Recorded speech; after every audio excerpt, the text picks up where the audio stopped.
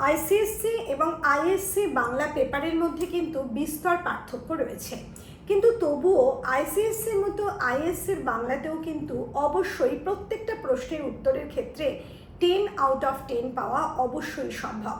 Hello students, চলে এসেছি তোমাদের সামনে আমার আজকের নতুন ভিডিও নিয়ে। আমার আজকের এই ভিডিওতে আমি তোমাদের সঙ্গে সেই স্ট্র্যাটেজি নিয়ে আলোচনা করতে চলেছি যেখানে তোমরা এক্সাম হলে গিয়ে ঠিক কোন প্রশ্নের উত্তরটা লেখার জন্য সেই প্রশ্নকে চুজ করবে, অথবা কোন প্রশ্নগুলোর উত্তর তুমি লিখবে না সেই বিষয় নিয়ে তোমাদের সঙ্গে যেমন আলোচনা করব, ঠিক সেই সঙ্গে এই ভিডিওতে আমি তোমাদের উত্তর লেখার একটা বিশেষ কৌশল বলে দেবো, যেভাবে উত্তর লিখলে এক্সামিনার তোমাদের উত্তরে 10 আউট অফ 10 না দিয়ে কখনোই থাকতে পারবেন না। তাহলে চলো বিষয়টা সম্পূর্ণভাবে জেনে নেওয়ার জন্য এবং বাংলার প্রশ্নের উত্তরে 10 আউট অফ 10 পাওয়ার জন্য ভিডিওটা কোনো রকমভাবে স্কিপ না করে অবশ্যই দেখতে থাকো। আজকের এই ভিডিওতে প্রথমেই বলেছি তোমাদের সঙ্গে আমি আলোচনা করব ঠিক কোন প্রশ্নের উত্তর তোমরা চুজ করবে। আজকের এই বিষয়ে আমরা শুধুমাত্র প্রবন্ধ বা গদ্য সংকলনকেই রাখছি। অন্য কোনো ভিডিওতে আমি কবিতা, তোমাদের যে নভেল বা কোন উপন্যাস রয়েছে সেটা এবং মুকুট নাটক নিয়ে আলোচনা করব। আমরা ধরে নিচ্ছি তোমাদের 2023 এর এক্সাম পেপারটা, সেখানে দেখো সেকশন বি প্রবন্ধ ও গদ্য সংকলনের মধ্যে 3টে প্রশ্ন দেওয়া হয়েছে, 3টে গদ্য থেকে দেওয়া হয়েছে। এবার তোমাদের যেহেতু প্রশ্নগুলো অপশনাল, তোমরা সব থেকে বেশি 2টো প্রশ্নের উত্তর লিখতে পারো। সেখানে আজকে আমরা সেই 2টো প্রশ্নের উত্তর নিয়ে আলোচনা করব এবং ঠিক কোন দুটো তোমরা চুজ করবে সেটা আমি দেখিয়ে দিচ্ছি। প্রথমে দেখো, প্রথম যে প্রশ্নটা এখানে দেওয়া হয়েছে সেটা হচ্ছে একটি তুলসী গাছের কাহিনী থেকে। বলা হয়েছে তাদের মধ্যে তখন বৈশাখের আম কুড়ানোর ক্ষিপ্র উন্মাদনা বলে ব্যাপারটা তাদের কাছে দিনে দুপুরে ডাকাতির মতো মনে হয় না। কার লেখা কোন রচনার অন্তর্গত? 1 নম্বর আছে। তাদের বলতে কাদের বোঝানো হয়েছে? 2 মার্কস আছে। বৈশাখের আম কুড়ানোর ক্ষিপ্র উন্মাদনা বলতে কি বোঝানো হয়েছে? এখানে আছে 2 মার্কস। এবং শেষ প্রশ্ন, তাদের কাছে কেন দিনে দুপুরে ডাকাতির মতো মনে হয় না? এখানে আছে 5 মার্কস। তারপরের প্রশ্নটা আছে অনাচার থেকে। সুভাষ কাকিমা আমার চাইতে বয়সে বড় নয়, নিজের কাকিও নয়, তাই প্রণাম কখনো করিনি, অতএব ন যজৌ ন তস্থৌ ভাবে দাঁড়িয়ে রইলাম। উক্তিটি কোন প্রসঙ্গে করা হয়েছে? ন যজৌ ন তস্থৌ কথাটির অর্থ কী? কথাটির মূল উৎস কী? সেখানে কোন উপলক্ষে উক্তিটি করা হয়েছে? এই গল্পের সঙ্গে কোথায় তার মিল? এখানে সম্পূর্ণ প্রশ্নের উত্তরের ওপর 10 মার্কস দেওয়া হয়েছে, কোনো মার্কস ডিভিশন নেই। আর তারপরের প্রশ্নটা দেওয়া হয়েছে তাসের ঘর থেকে। বিচারক যেখানে বিধিবদ্ধ বিধানের মধ্যে আবদ্ধ নয় সেখানে বিচার হয় না, বিচারের নামে চলে স্বেচ্ছাচার। এখানেও দেখো 10 ফুল মার্কস 10 দেওয়া হয়েছে, কোনো মার্কস ডিভিশন নেই। প্রশ্নগুলো কি আছে? কার লেখা কোন মূল গ্রন্থ থেকে গল্পটি নেওয়া হয়েছে? বিচারের নামে স্বেচ্ছাচার বলতে কি বোঝানো হয়েছে? কার উপর বিচারের নামে স্বেচ্ছাচার ঘটেছে, এর পরিণতি কি হয়? এখন দেখো, প্রথম, দ্বিতীয় বা তৃতীয় 3টে প্রশ্নের উত্তরে ধরে নিচ্ছি আমি তোমাদের যে লাইনগুলো তোলা হয়েছে সেই লাইনগুলোর সাথে পরিচয় আছে, অর্থাৎ তোমরা টেক্সট ভালো করে পড়েছো, প্রশ্নের এই লাইনগুলো কোথা থেকে তোলা হয়েছে, কোন প্রসঙ্গে তোলা হয়েছে তোমরা ভালোভাবে বুঝতে পারছো। কিন্তু প্রথম প্রশ্নের উত্তরগুলো দেখো, তোমার কিন্তু কোথাও বাইরের কোনো বিষয়কে লিখতে হচ্ছে না, সম্পূর্ণ ভেতরের বিষয় থেকেই তুমি আনসারটা দিতে পারছো। কেবলমাত্র বৈশাখের আম কুড়ানো ক্ষিপ্র উন্মাদনা বলতে কি বোঝানো হয়েছে তার একটা মিনিং চাওয়া হচ্ছে, মাত্র 2 মার্কস কিন্তু তাতে আছে। আর তারপরের যে প্রশ্নটা, কাজে আমরা এই প্রশ্নটা অবশ্যই লিখব। তারপরের যে প্রশ্নটা সেটা হচ্ছে অনাচার থেকে। এখানে যে প্রশ্নটা করা হয়েছে ন যজৌ ন তস্থৌ কথাটির অর্থ কী? এটা কিন্তু তোমাদের টেক্সটের কোথাও এর অর্থ নেই, এটা সম্পূর্ণ একটা অন্য জায়গা থেকে নেওয়া হয়েছে, কালিদাসের অভিজ্ঞানের শকুন্তলম অংশ থেকে। সেখানে এই সংস্কৃত লাইনটা ছিল, কাজে সকলের পক্ষে অর্থ জানা সম্ভব নয়। খুব কমন যারা পেয়ে গেছো তাদের কথা আলাদা, কিন্তু যদি এই ধরনের প্রশ্নে কমন না পাও, তোমরা যদি না জানো বিষয়টা, তাহলে কখনোই কিন্তু এখানে হাত দিতে যাবে না, কারণ এখানে ধরো এটার জন্য 2 মার্কস। এবার বলছে কথাটির মূল উৎস কী, অর্থাৎ কোথা থেকে নেওয়া, এখানে 1 মার্কস, তাহলে 1 মার্ক, তাহলে 3 মার্কস তোমার অজানা, বাকি 7 মার্কসে তুমি আনসারটা লিখছো। তাহলে এই প্রশ্নটায় হাত দেওয়ার কোনো দরকার নেই। এর পরের প্রশ্ন আছে আছে যেটা, সেটা তাসের ঘর থেকে। এখানেও কিন্তু প্রত্যেকটা প্রশ্নের উত্তর তোমার টেক্সট থেকেই নেওয়া হয়েছে। শুধুমাত্র বিচারের নামে স্বেচ্ছাচার, এই আনসারটাও কিন্তু তুমি অবশ্যই টেক্সট পড়লে পারবে যদি তোমরা আমার ভিডিও এক্সপ্লেনেশন ভিডিও দেখে থাকো। যারা আজকে আমার ভিডিও প্রথম দেখছো তাদের জন্য বলছি, আমাদের দ্য বেঙ্গলি গাইড চ্যানেলে কিন্তু তোমাদের প্রত্যেকটা চ্যাপ্টারের এক্সপ্লেনেশন ভিডিও, এমনকি বেশিরভাগ চ্যাপ্টারের প্রশ্ন উত্তরের ভিডিও আপলোড করা আছে। তোমরা অবশ্যই পড়ার সময় সেই ভিডিওগুলো ভালোভাবে দেখে নেবে, তাহলে এই যে বিচারের নামে স্বেচ্ছাচার, এর মানে তোমাদের লিখতে কিন্তু কোথাও কোনো সমস্যা হবে না। এরপরে যে প্রশ্নটা আছে 5 নম্বর ধরে নিতে পারি, সেক্ষেত্রেও কিন্তু আমরা আনসারটা লিখতে পারবো। এবার দেখো, প্রথম প্রশ্ন যেটা আমি বললাম অবশ্যই লিখব, সেখানে আমরা মার্কস ডিভিশন পাচ্ছি। কাজেই মার্কস ডিভিশন থাকলে মার্কসটা কিন্তু সহজেই উঠে আসে, সেটা তোমরা জানো। কাজেই সেই প্রশ্নের উত্তর তো আমাদের লিখতেই হবে, কারণ এখান থেকে একটা অজানা প্রশ্ন আমাদের নেই। আর পরেরটা আমরা বাদ দিচ্ছি, আর তারপরে যেটা লিখছি সেখানে মার্কস ডিভিশন নেই ঠিকই, কিন্তু দেখো প্রত্যেকটা প্রশ্ন আলাদা আলাদা করে দেওয়া হয়েছে। একটা মাত্র প্রশ্নের ওপর কিন্তু 10 মার্কস নেই। যেমন কার লেখা কোন মূল গ্রন্থ থেকে গল্পটি নেওয়া হয়েছে, এখানে 2 মার্কস পাচ্ছ তোমরা কার লেখা এবং কোন মূল গ্রন্থ, 2 মার্কস পাচ্ছ। বিচারের নামে স্বেচ্ছাচার, এখানেও 2 মার্কসের মতো একটা আনসার তোমাকে লিখতে হবে। এরপর কার ওপর বিচারের নামে স্বেচ্ছাচার ঘটেছে, এটাও 1 মার্কের একটা আনসার। এরপরে এর পরিণতি কি হয়, এটাও কিন্তু 5 মার্কস। তাহলে দেখো 2 + 2 + 1 + 5, এটাও কিন্তু মার্কস ডিভিশন অনায়াসে করে নেওয়া যায়। কাজে এই দুটো প্রশ্ন আমরা চুজ করব লেখার সময়, ছেড়ে দেব প্রথম মাঝখানের প্রশ্নটা। তাহলে নিশ্চয়ই বুঝতে পারছো কোন ধরনের প্রশ্ন আমরা লেখার সময় চুজ করব, কোনটা বাতিল করব। এবার যেটা বলবো সেটা হচ্ছে লেখাটা বা আনসার লেখার সময় তোমরা ঠিক কিভাবে শুরু করবে, কিভাবে শেষ করবে, ঠিক কতটা লিখবে, সে কথাই তো আসছি। তার আগে অবশ্যই বলে নেব, তোমরা যারা ক্লাস 12-এর ছাত্রছাত্রী আছো, তোমরা 2026-এর বোর্ড এক্সাম দিতে চলেছ, তাদের জন্য রয়েছে একটা বিশেষ সুখবর। আমরা তোমাদের অগাস্ট নাগাদ একটা ভিডিও আপলোড করব, যেখানে তোমাদের ক্র্যাশ কোর্সের একটা নোটিশ থাকবে। আমরা 1 মাসের জন্য, আমি 1 মাসের জন্য তোমাদের একটা ক্র্যাশ কোর্স দেব, যেখানে সম্ভবত সম্পূর্ণ যে সিলেবাস সেটা আমরা কভার করব। যদি সম্ভব না হয় এটাকে হয়তো আরেকটু লেন্দি করব, 1 মাসের জায়গায় হয়তো 2 মাস বা 1.5 মাস করবো টাইম পিরিয়ডটা, কিন্তু সেটা আমি এখনো স্থির করিনি। তবে একটা ক্র্যাশ কোর্স কিন্তু তোমাদের জন্য 2026-এর ছাত্রছাত্রীদের জন্য অবশ্যই আসছে, অবশ্যই চেক করে রেখো আমাদের চ্যানেলের। এবং সেই সমস্ত বিষয় জানার জন্য অবশ্যই আমাদের এই চ্যানেলকে সাবস্ক্রাইব করে রাখবে, নাহলে সকল নোটিফিকেশানস কিন্তু সঠিক সময়ে তোমরা পাবে না। আর অবশ্যই বলবো, তোমাদের সকলের পরীক্ষা যাতে খুব ভালো হয়, তোমরা যাতে নিজেরা যাচাই করতে পারো, তার জন্য কিন্তু আমাদের এখান থেকে মক টেস্ট নেওয়া হয়। সেই মক টেস্টে তোমরা অবশ্যই বসবে। সেই মক টেস্টে তোমাদের প্রত্যেকটা খুঁটিনাটি সমস্যা কিন্তু আমি একেবারে হাতে ধরে লিখে বলে দিই, এবং প্রত্যেকটা প্রশ্নের আনসার শিট আকারে তোমাদের কাছে পৌঁছে যায়। কাজেই এই মক টেস্ট তোমাদের অনেক ধাপ এগিয়ে নিয়ে যাবে, সেটাও আমরা বলতে পারি।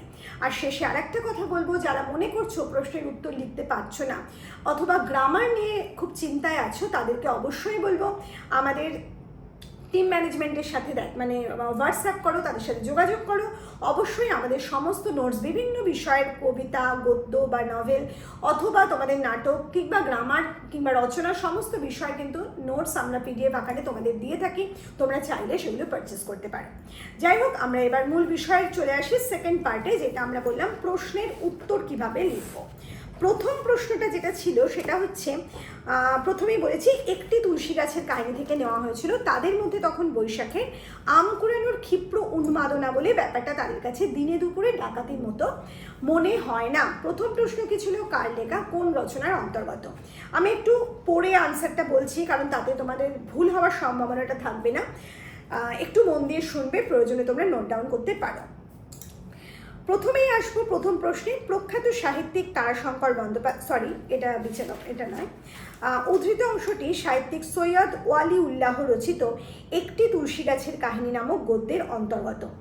এবার শোনো, তোমাদের গল্পের শুরুতে লেখা আছে ওয়ালি উল্লাহ, তোমাদের কিন্তু সৈয়দ কথাটা নেই, যেটা লেখক পরিচিতি অংশ থেকে তোমরা নেবে, এবং সম্পূর্ণ নামটাই কিন্তু আনসারে লিখে আসবে। আচ্ছা, এবার প্রশ্নটা কি করা হয়েছে, কোন রচনার অন্তর্গত। এই যে আমি বললাম একটি তুলসী গাছের কাহিনী নামক গদ্যের অন্তর্গত। পরের প্রশ্ন আছে তাদের বলতে কাদের বোঝানো হয়েছে। এখানে আমরা 2 মার্কস পাচ্ছি। এখানে আনসারটা এভাবে লিখবে, এখানে তাদের বলতে বঙ্গভঙ্গের উত্তাল সময়ে পশ্চিমবঙ্গ থেকে হঠাৎ পূর্ববঙ্গে এসে পড়া মতিন, আমজাদ, কাদের, বদরুদ্দিন, ইউনুস ইত্যাদি আরও কিছু ইসলাম সম্প্রদায়ভুক্ত যুবককে বোঝানো হয়েছে। 2 মার্কসের জন্য কিন্তু এতটুকু এনাফ, এর বেশি না লিখলেও চলবে। আবার কোনো কোনো ক্ষেত্রে 2 মার্কসের জন্য আরও বেশি লিখতে হতে পারে, কিন্তু এই প্রশ্নের জন্য খুব কম লিখতে হচ্ছে তোমাদের, কাজেই সেই কারণেই কিন্তু আমরা এই প্রশ্নটাকে চুজ করেছি। এরপরে দেখো পরের যে প্রশ্নটা গ, বৈশাখে রাম কুড়ানোর ক্ষিপ্র উন্মাদনা বলতে কি বোঝানো হয়েছে। এখানে আনসারটা তোমরা ঠিক এইভাবে লিখবে, বৈশাখে রাম কুড়ানোর ক্ষিপ্র উন্মাদনা বলতে বোঝানো হয়েছে একটা বিশেষ দৃশ্যকে, যেখানে আমরা দেখেছি গ্রামে গঞ্জের দামাল ছেলেপিলেরা বৈশাখের ঝড়ে পড়া আম কুড়ায় স্বতঃস্ফূর্তভাবে আনন্দের সাথে আম পাওয়ার উত্তেজনায় সেখানে চলে একে অপরের সাথে প্রতিযোগিতা। এই যে বিষয়টা সেটা তোমাকে বলতে হবে, ক্ষিপ্র উন্মাদনা বিষয়টা কি, সেখানেও আছে 2 মার্কস। 2 মার্কসের জন্য এটুকু কিন্তু এনাফ। আর একটা বিষয় তোমরা অবশ্যই লক্ষ্য করবে, যে প্রশ্নটা আমি আনসার লিখছি, মানে যে প্রশ্নের উত্তর লিখছি, সেই প্রশ্নটা ধরে কিন্তু ডাইরেক্ট আমরা সেই লাইনে হিট করছি। যেমন দেখো তাদের বলতে কাদের বোঝানো হয়েছে, আমরা কিন্তু সঙ্গে সঙ্গে বললাম মতিন, আমজাদ, কাদের, বদরুদ্দিন, ইউনুস নামক এরকম কিছু ছেলেপিলেদের বোঝানো হয়েছে। আবার যখন গয়ের আনসারটা আমরা লিখছি তখন শুরু করছি বৈশাখে রাম কুড়ানোর ক্ষিপ্র উন্মাদনা বলতে, অর্থাৎ আমরা ডাইরেক্ট প্রশ্নটার লাইনে হিট করছি। কাজে এখানে এক্সামিনার কিন্তু অবশ্যই তোমার প্রতি খুশি হবে, তাকে তোমার আনসারটাকে খুঁজে বেড়াতে হবে না, সে বুঝে যাবে, তিনি বুঝে যাবেন যে এটা তুমি সঠিক আনসারটাই লিখতে চলেছ। এবার যখন তোমার বিষয়টা পড়বেন তখন তিনি অবশ্যই খুশি হবেন যে কম্প্যাক্ট আনসারটা ঠিক তুমি লিখেছো, কাজে তোমাকে ফুল মার্কস কিন্তু তিনি অবশ্যই দেবেন যদি কোথাও কোনো স্পেলিং মিস্টেক না থাকে। এবার আমরা যাব ঘ, যেখানে আছে তাদের কাছে কেন দিনে দুপুরে ডাকাতির মতো মনে হয় না। এই প্রশ্নে 5 নম্বর আছে, একটু বড় হবে, কিন্তু তার মানে এই নয় 2 পাতা 3 পাতা ধরে তোমরা আনসার লিখবে। আনসারটা এরকম হবে, দিনে দুপুরে ডাকাতি বলতে সোজা কথায় একটা বিশেষ অপরাধ, কিন্তু এখানে দেখা যাচ্ছে ওই মুসলমান যুবকদের মধ্যে সেই অপরাধ বোধ জাগেনি, বরং বৈশাখের আম কুড়ানোর উন্মাদনা থাকে। আসলে ওই মতিন, আমজাদ, কাদের, বদরুদ্দিন, ইউনুস এদের মতো আরও বেশ কিছু যুবক যারা অতর্কিতভাবে ঘটা বঙ্গভঙ্গের ঢেউয়ে পশ্চিমবঙ্গ থেকে এসে পড়েছিল পূর্ববঙ্গে। তারা প্রত্যেকেই তখন গৃহহীন, কর্মহীন, সামান্য সম্বল নিয়ে তারা প্রাণের তাগিদে দেশ পরিবর্তন করেছিল, তাদের কর্মসংস্থান ছেড়ে চলে এসেছিল। পূর্ববঙ্গে এসে যখন তারা ওই রাস্তার পাশের দোতলা উঁচু ওই প্রকাণ্ড বাড়িটাকে দেখে তালা বন্ধ, পরিত্যক্ত, তখন তারা কোনো কিছু না ভেবে কেবল বাসস্থান পাওয়ার আনন্দে ওই বাড়ির তালা ভেঙে সেটা দখল করে। সেই সময় তাদের মতো আরও অজস্র মানুষ পশ্চিমবঙ্গ থেকে পূর্ববঙ্গে পাড়ি দিয়েছিল, তাদের অধিকাংশের অবস্থা ছিল ওই মুসলমান যুবকদের মতোই। কাজেই অন্যরা দখল করবার আগে তারা ওই বাড়ির সন্ধান পেয়েছে, এই আনন্দ এবং উত্তেজনাই কেবলমাত্র তখন তাদের মধ্যে ছিল। যেহেতু বাড়িটা লোকশূন্য ছিল, কাজেই অপরাধবোধটা তাদের মধ্যে কাজ করেনি। দিনের আলোয় ওই বাড়ি দখল, দিনে দুপুরে ডাকাতির মতো ঘটনা হলেও তারা তা মনে করতে পারেনি কখনোই, কারণ নৈতিক সংকোচ বা অপরাধ বোধ কোনোটাই তখন তাদের মধ্যে আসার মতো পরিস্থিতি কিন্তু ছিল না। বাস্তবের তাগিদে তারা পরিস্থিতিকে নিজেদের অনুকূলে করে গড়ে নিয়েছিল। এই যে আনসারটা আমি বললাম, এটুকু লিখলেই কিন্তু তোমরা 5 আউট অফ 5 এখানে পাবে।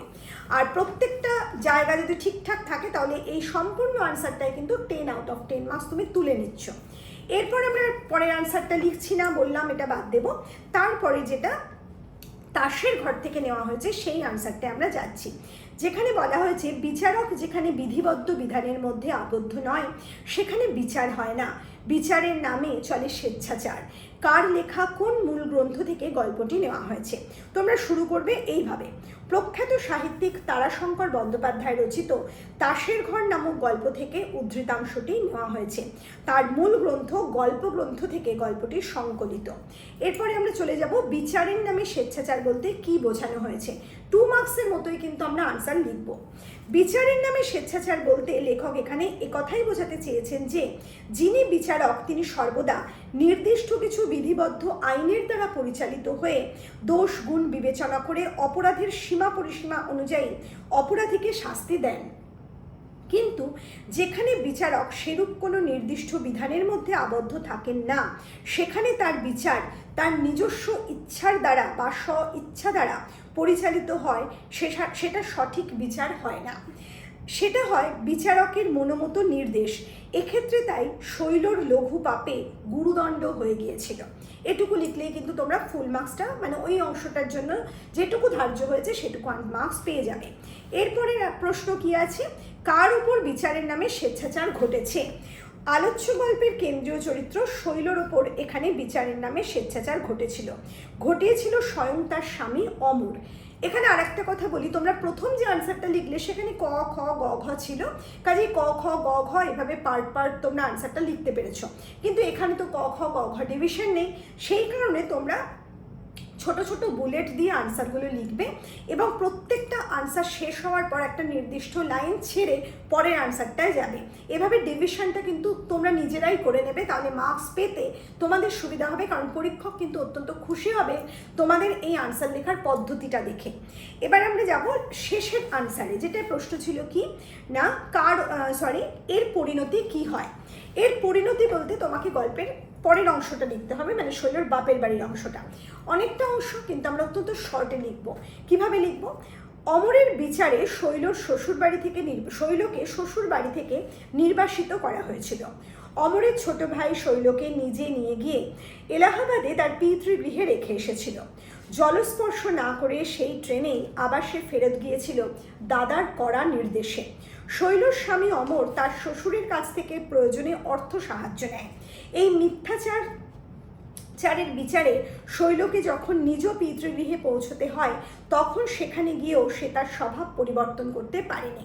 এখানে দেখো, আমাদের কিন্তু কোথাও প্রশ্ন করা হয়নি যে কি ঘটেছিল, কেন তার বিচার হয়েছিল, কিন্তু কৌশলে আমরা আনসারটা দিয়ে দিলাম, মানে খুব সংক্ষেপে এক লাইনে আমি বলে নিলাম যে ঘটনাটা কি ঘটেছিল। কারণ তুমি যখন আনসারটা লিখতে বসবে তখন পরীক্ষক যেন তোমার আনসারটা পড়ে পুরো বিষয়টা বুঝতে পারেন, পরীক্ষককে যেন কোথাও মনে হয় না যে এই পার্টটা একেবারে টাচ করলো না, সেটা মাথায় রেখে কিন্তু আমাদের আনসারটা লিখতে হবে। তাই ওই বিষয়টা কিন্তু আমরা খুব ছোট্ট করে এক লাইনে বলে নিলাম। এবার কি বলবো, প্রিয় মানুষগুলো সম্পর্কে অযথা বাড়িয়ে বলার অভ্যাস বশত শৈল সেখানে গিয়েও প্রচুর মিথ্যে কথা বানিয়ে বলে। যেমন তার দেওরের খুব ভালোভাবে পাশ করার কথা, তার কাজের চাপের কথা, অমরের আয় বৃদ্ধি, কলকাতায় তাদের নতুন বাড়ি করা, অথবা তাদের বাড়ির পুকুরে বড় বড় মাছের গল্প, ইত্যাদি ইত্যাদি। এদিকে দীর্ঘদিন পিতৃগৃহে মেয়ে পড়ে থাকা সত্ত্বেও তার শ্বশুরবাড়ির লোকেদের কোনো পত্র নেই দেখে শৈলর মা চিন্তিত হয়ে তার বাবাকে বিষয়টা জানালেন। শৈলর নিরীহ পিতা মহেন্দ্রবাবু শৈলর বলা মিথ্যে কথাগুলোর অপরিমেয় প্রশংসা করে শৈলর শাশুড়ি মাকে পত্র লিখলেন, সাথে এও লিখলেন, দয়া করিয়া কি ঘটিয়াছে আমাকে জানাইবেন, আমি নিজে শৈলকে আপনার চরণে উপস্থিত করিয়া তাহার শাস্তি দিব। স্বভাবতই এত বিনয়ী পত্রে শৈলর শাশুড়ি মা যার বর্ণায় অত্যন্ত খুশি হলেন এবং শীঘ্রই অমর গিয়ে তার ঘরের লক্ষ্মীকে ফেরত আনবেন এবং তার ঘরের লক্ষ্মীর কোনো দোষ থাকতে পারে না একথা জানিয়ে মহেন্দ্রবাবুকে একটা পত্র লিখলেন। তারপর নির্দিষ্ট দিনে অমর তার বিশেষ চারিত্রিক বৈশিষ্ট্য বিশিষ্ট স্ত্রীর অনুরোধে একটা 10-12 সেরের মাছ তার সাথে করে নিয়ে এলাহাবাদে তার শ্বশুর বাড়িতে উপস্থিত হয়েছিল শৈলকে বাড়ি ফিরিয়ে নিয়ে যাবার জন্য। এই যে পুরো অংশটা, এটা হচ্ছে তোমাদের লাস্ট মানে পোর্শনের যে আনসারটা। কাজেই তোমরা এইভাবে যদি লেখো তাহলে কিন্তু ফুল মার্কস অর্থাৎ 10 আউট অফ 10 পেয়ে যাবে। কিন্তু তবুও একটা জায়গা আছে যে জায়গাটা তোমাদের মাথায় রাখতে হবে, না হলে কিন্তু 10 আউট অফ 10 না পেয়ে ওখানে 8.5 বা 9ও হয়ে যেতে পারে। সেটা কি? সেটা হচ্ছে তোমাদের হ্যান্ড রাইটিং এবং স্পেলিং। প্রথমে বলবো যে হ্যান্ডরাইটিং মানে কিন্তু মুক্তোর মতো ঝকঝকে তকতকে হ্যান্ডরাইটিং মোটেই নয়। এমন হ্যান্ডরাইটিং হবে যেটা পরিষ্কার পরিচ্ছন্ন, এক্সামিনার সেটা যেন খুব সহজে পড়তে পারেন, সেটা পড়তে গিয়ে তার যেন মাথা না ধরে যায়, তাহলেই হবে। তাহলে দেখবে কোথাও কোনো সমস্যা নেই। আর প্রশ্নের উত্তর এভাবে সহজ সরল ভাষায় কিন্তু লিখবে, কোনো গুরুগম্ভীর ভাষার দরকার নেই। আমি যেভাবে টেক্সটের লাইন খুব সংক্ষেপে তুলে ধরলাম সেভাবে তুলে ধরবে, খুব সহজে, যেমন অনেক বড় বিষয়কে ছোট্ট করে লিখে দিলাম এভাবে লিখে দেবে। আর স্পেলিংয়ের কথা অবশ্যই খেয়াল রাখবে। মেন স্পেলিং যেমন রাইটারের নাম, গল্পের নাম, চরিত্রের নাম, জায়গার নাম, এই স্পেলিংগুলো যেন ঘুণাক্ষরেও কোনো রকমভাবে মিস্টেক না হয়। আর বাকি প্রশ্নের উত্তর মানে বাকি স্পেলিংও যেন কোথাও কোনো ভুল না হয়, সেটা মাথায় রাখার চেষ্টা করবে। কারণ স্পেলিং একটা ভুল হওয়া মানেই কিন্তু তোমার হাফ মার্কস চলে যাবে। কিন্তু এমন নয় যে 3টে ভুল হলে তোমার 1.5 মার্কস যাবে, ওরকম কোনো নিয়ম কিন্তু এখানে নেই। কাজে সেটা কোনো সমস্যা নয়। ফুল মার্কস অর্থাৎ 10 আউট অফ 10 পেতে গেলে তোমাকে সম্পূর্ণ সঠিকভাবে লিখতে হবে, এটাই হচ্ছে মূল কথা।